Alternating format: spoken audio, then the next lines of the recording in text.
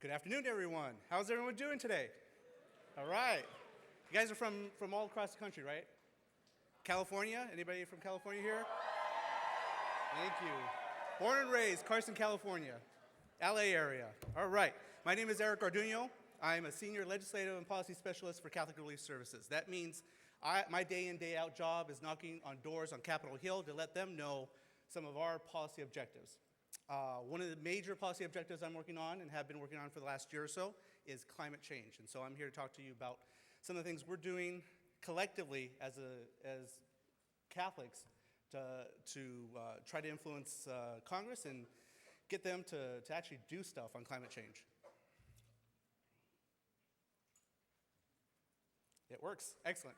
All right. So just real quick, let's review, let's talk about what we're going to talk about.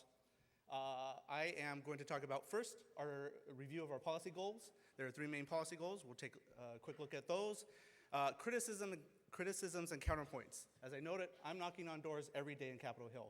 I'm getting a lot of different pushback messages from offices that don't want to take action on climate. I'm going to share with you some of the points that they're arguing towards me and some of the counterpoints I'm giving back to them. And then last slide will be a few considerations you should take into every meeting, regardless whether it's on this issue or another issue. So policy goals. This, more or less, is what you have in your packet regarding environmental justice. 1, we want to fund the Green Climate Fund. 2, we want to support U.S. leadership in Paris. And 3, we want to tackle U.S. emissions, greenhouse gas emissions. Green Climate Fund, you guys probably have heard a bit about this, but it is a new international multilateral fund to help countries mitigate and adapt to climate change. U.S. has committed, the Obama administration has committed $3 billion towards this fund over the course of the next 4 years. For this year's installment, the administration has put forward a request of $500 million. That's what we're trying to get in that same budget deal the earlier speaker talked about. This is a critical time. Congress is making a decision what to fund, what not to fund, how much to fund it. When you go in tomorrow, let them know you want that Green Climate Fund funded to the full extent that the administration requested, $500 million. Second, support U.S. leadership in Paris. Paris, as you guys know, is where the next meeting of the UN climate group will be convening and hopefully getting everybody on board, everybody being every country on board to make commitments to reduce greenhouse gas emissions. Now, you guys are going to go talk to Congress. It's really the administration that's leading this effort, this sort of negotiation amongst other countries. But just like we see in immigration, in the immigration arena, we are seeing in the climate arena, members of Congress throwing up blocking legislation. So that's something you guys need to talk about. Do not try to put roadblocks to our commitments in Paris. Third, support our own efforts to cut back greenhouse gas emissions. You guys have probably heard of things like the clean air rules that just came out. The Environmental Protection Agency, through regulation, is the mechanism by which we are actually going to cut back our emissions and meet our commitments to the Paris Accord. So while this fight is actually going to be a very long fight for many, I would say, years, it would be very good for you guys to raise it starting now and every other time you come to DC, every other time you talk to your congressman. So, criticisms that I often run into when I'm trying to advocate for the Green Climate Fund. First, we can't afford it. We are in the red as a country. We have no money, we're broke, we can't do it. Well, yes, we can actually. We can. And you know why? Not, from our standpoint, as people who are in solidarity with our brothers and sisters around the world, we're taking a stand, we're coming here to advocate what I would consider, or to fight the good fight. People in Congress may or may not appreciate that. But what they will appreciate is the fact that if we take action now to address climate change here and abroad, it'll be cheaper than doing it down the road. They'll also appreciate that it is a national security threat. That's something I personally like to use a lot, but in some of the harder offices, I do use this argument because, frankly, climate change has the potential to create instability in many places around the world. That instability may lead to conflict. We want to avoid that. So if we tackle climate change now, we have a chance of avoiding that. If we're going to spend money on climate change, we got to do it here in the US. That's another big criticism I get. We are the most wealthiest country in the world. We're the biggest, most powerful country in the world. We can walk and chew gum at the same time. We can do both. Yes, we have to tackle climate change here, no doubt. And we have to tackle climate change around the world where we can. Granted, we are not, the United States isn't the only country that should be doing this. We can't be the savior of the world, but we got to do our part.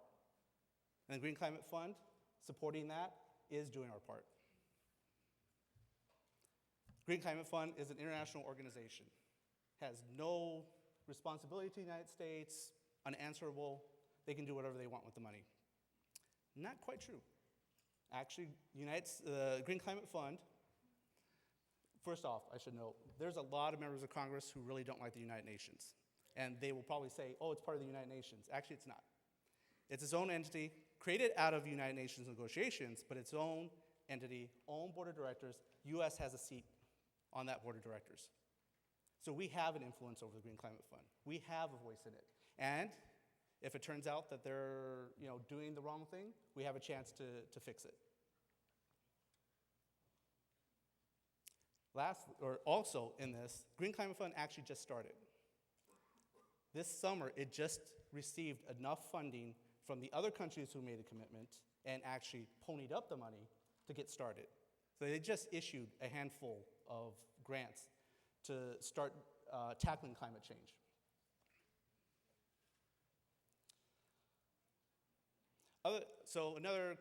Another area of criticism and counterpoint dealing with Paris. Other countries aren't doing enough. Paris Agreement is a treaty that needs to go through the Senate. Well, first off, other countries are doing a lot. The countries participating had to submit ahead of time what they're going to do to tackle climate change. And there were a number of surprises where tons of countries are cutting back on emissions, and they've got real plans to do it. US submitted ours, and we're part of that. But if we're to get the countries that haven't committed to actually do the same, we've got to show leadership as a country. We've got to step up. We've got to cut back our emissions, regardless of whether or not they're doing it. That will give us then the moral authority to push them to do the same. And in terms of Paris, it's a treaty and has to go through the Senate. This is sort of a technical point that I get thrown in my face sometimes. That's fine. I would just caution you guys to say, regardless of whether it's a treaty or not, we need to take action. If you guys think we need to make it a treaty, then we want you to support that treaty. US emissions, cutting our emissions will kill jobs. EPA is running amok, doing whatever they want to do. These are some of the things that we're hearing. But in terms of a job killer or economy killer, actually there's a lot of data out there now saying that, in fact, it will be more costly and kill more jobs if we don't tackle climate change. Citibank recently just came out with a study saying exactly that. If we do nothing versus tackling climate change, it's so much cheaper to tackle climate change. BICEP, it's an acronym for a business group who collectively has sent a letter I think it was 2 weeks ago, saying we need to take action on climate change. More and more businesses are going to step up and do the same. We're very confident of that because they realize, they see the writing on the wall. Their bottom line is going to be impacted by climate change. Just real quick, I think my time's up. Other considerations to keep in mind as you go in and chat with these folks. This is not a partisan issue, guys. They want to make it a partisan. Some offices will want to make it a partisan issue. This is not. It's not a Republican versus Democrat thing. You'll see oftentimes that a lot of Democrats are supportive and a lot of Republicans aren't. You should note there are actually a number of Republicans stepping up to say we need to do something on climate change. Not the majority yet. That's where you guys come in. When you get into the offices, confront them on these issues, but don't be combative. They're not going to listen to people who come in belligerent. Be respectful. You will run into climate deniers. That just is the case. There are a number of offices that I run into and say, there's no such thing as climate change, or it's not man-made. Well, what I would say to you, when you run into those types of people, you tell them, you can believe what you believe, I believe what I believe. And as your constituent, you need to listen to me. You work for me. Your office is supposed to represent my interests. And not just myself, I know a lot of other people who are from the same district or the same state who believe the same way I believe. All right. And then lastly, don't let them off the hook. If they start paying lip service, but, it's too difficult now, don't let them off the hook. Ask them for action. Write a letter to the appropriators saying, I want to see the Green Climate Fund support it this year. Ask them to write an op-ed in their local paper saying that climate change is a priority. We want them to take action. We need to move the needle. We need to get Congress to get up and do their job and listen to us. Thank you, everybody. Really appreciate your time.